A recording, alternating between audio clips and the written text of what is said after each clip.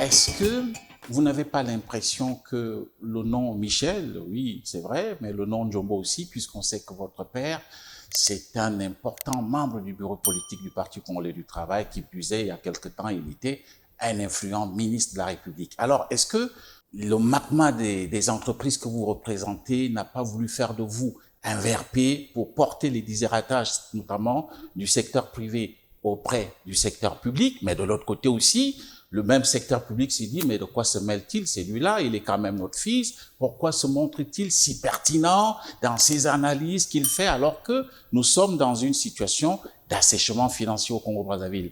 Est-ce que, à un moment donné, comme on dit en français africain, vous n'êtes pas obligé d'avoir quelquefois le frein en main? Je considère que je suis une passerelle entre nos partenaires publics et le secteur privé.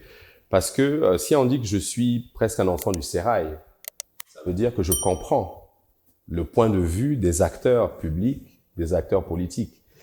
Et qui dit que je comprends leur point de vue veut dire aussi que on ne peut pas me faire le procès lorsque je porte la voix des sociétés privées de ne pas défendre l'intérêt national.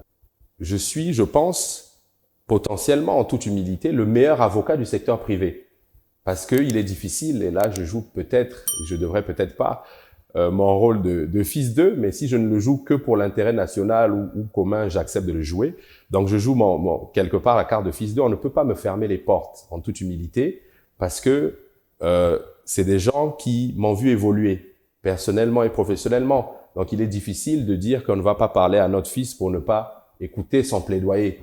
Est-ce que Unicongo, c'est-à-dire le magma des entreprises que vous représentez, est parfois associé dans le cadre de l'élaboration de la loi de finances, comme cela se fait? Pour être franc, c'est un terme que j'utilise régulièrement. Nous sommes entendus mais pas écoutés.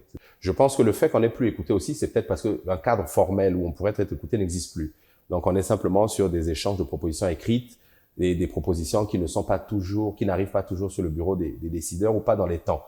Et puis après, il y a l'impératif aussi avec l'agenda gouvernemental qui ne cadre pas toujours avec un dialogue effectif.